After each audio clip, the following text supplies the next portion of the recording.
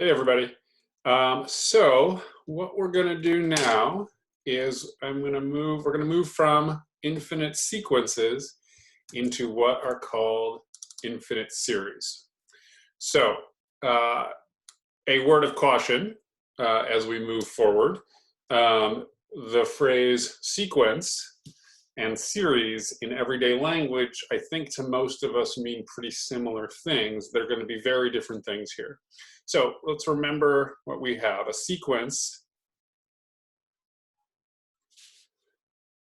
I'll call it A sub n, is a list of numbers, right, in a particular order. So a series is just what happens when we decide we're going to add all those numbers up.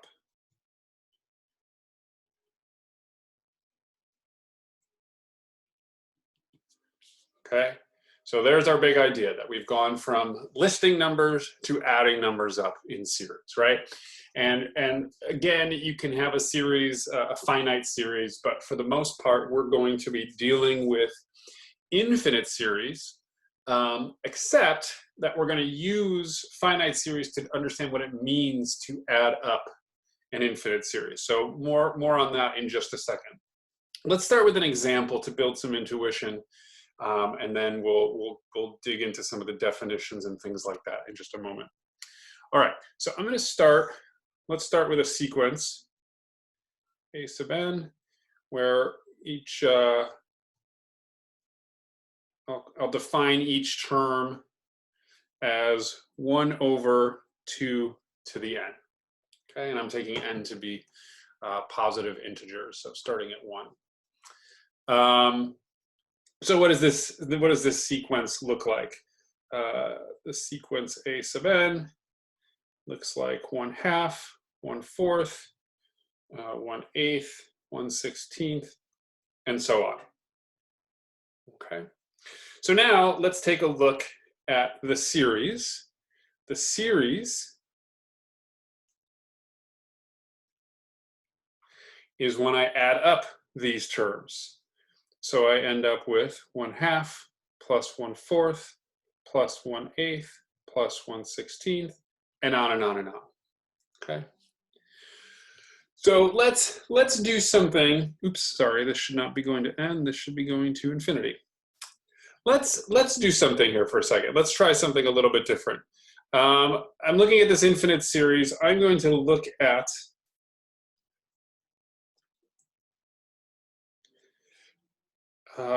let's start with something silly. I'm going to let I go from 1. Oh, sorry, I'm being sloppy here. So I called this I, but I used n as my index, so that should be n. I'll use n here. 1 over 2 to the n. This is the finite series that only has one term. So we have 1/2. What if I go up to 2? Then I get when n equals 1, I get 1/2. When n equals 2, I get 1 over 2 squared, or 1/4. And this is just 3/4.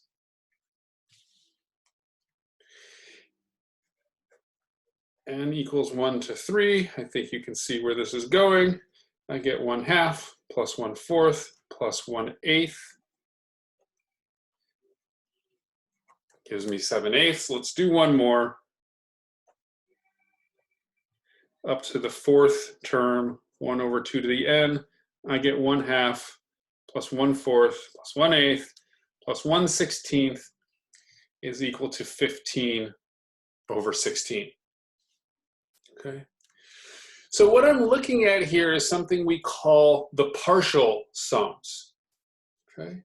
So let's give these names. I'll call this sum 1, sum 2, sum 3, sum 4. Right?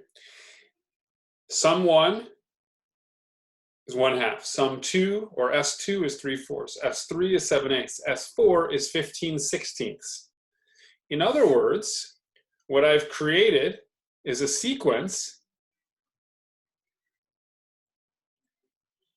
Right? Now I can just list these numbers. I'm not adding these up. These are the result of adding things up, and I get a sequence. What this sequence is showing me is what happens as I keep adding another term to my infinite series. Here's the first term, and when I add the first two together, I get this. When I add the first three together, and so on, the partial sums, right? We're not adding this whole thing up. Well, it can be shown, the quickest way I can think is through something called mathematical induction. We're not going to do this. That's not really in the realm of this class. But I think you can already kind of see what's happening here. The nth term, right? What's happening to these numbers, right? Here it's half a unit away from 1. Here it's a quarter of a unit away from 1, an eighth of a unit below 1, a 16th of a unit below 1. In other words, the nth term looks like it's going to be just starting at 1 and going a little bit below, depending on how far along we go, right? After the first term, this is 1/2. If we did 1 minus 1/2, we get that. If we did 1 minus a quarter, we get that. 1 minus an eighth, 1 minus a 16th, and so forth, right? This can be proven, but I think we'll let our intuition guide us here that that's what's happening. So notice, if I kept adding larger and larger, if I kept taking larger and larger partial sums, right? If I went up to the 50th term, this would still hold, and I get a partial sum of 1 minus 1 over 2 to the 50th, right? 2 to the 50th is a very large number. 1 over 2 to the 50th is an extremely small number. So 1 minus an extremely small number is basically 1. In other words, if I look at the limit of the partial sums,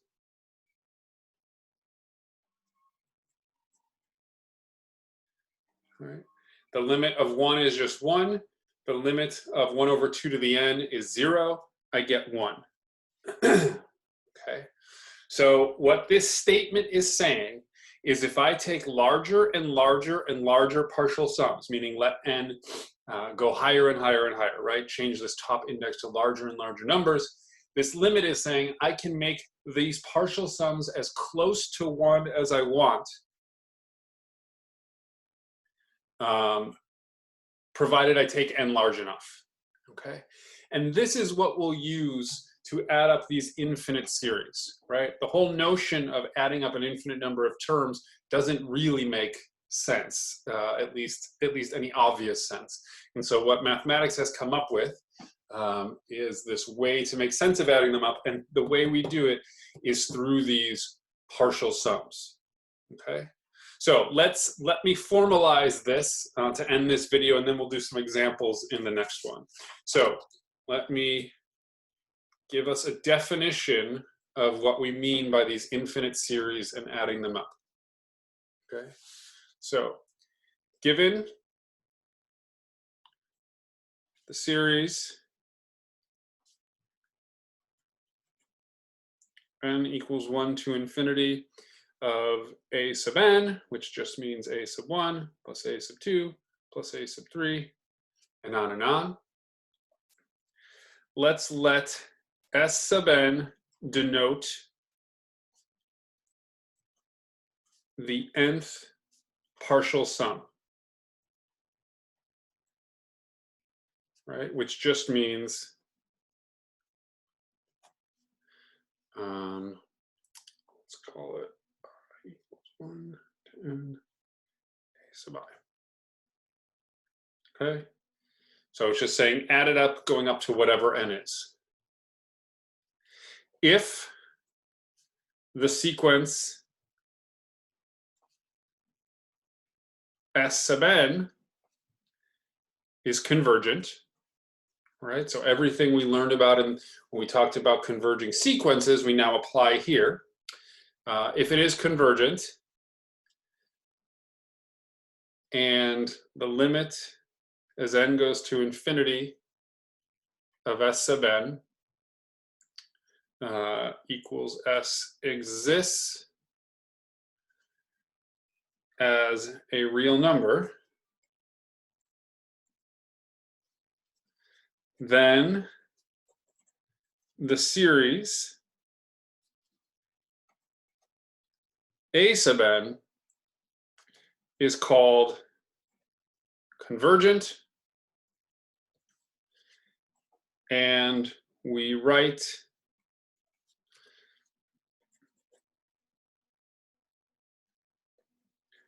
that the sum, the infinite sum from n equals 1 to infinity of a sub n is equal to s, or a1 plus a2 plus a3 is equal to s. Okay.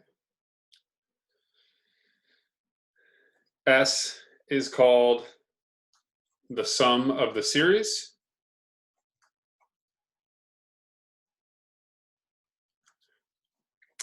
If the sequence of partial sums, if the sequence of s sub n, the sequence s sub n is divergent,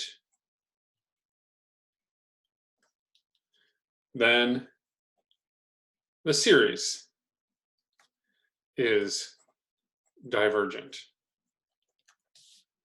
Okay, so there's a lot going on in this definition, but it is really what we just went through.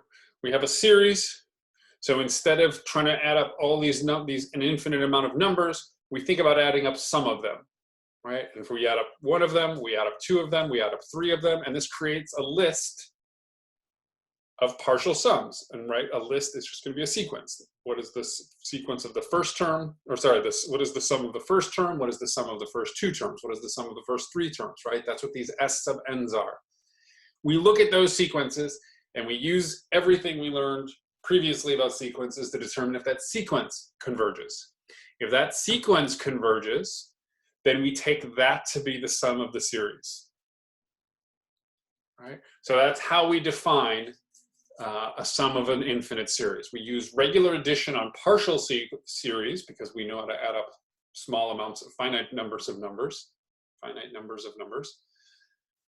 And then we use the concept of a limit, right? And the things we've done with sequences already.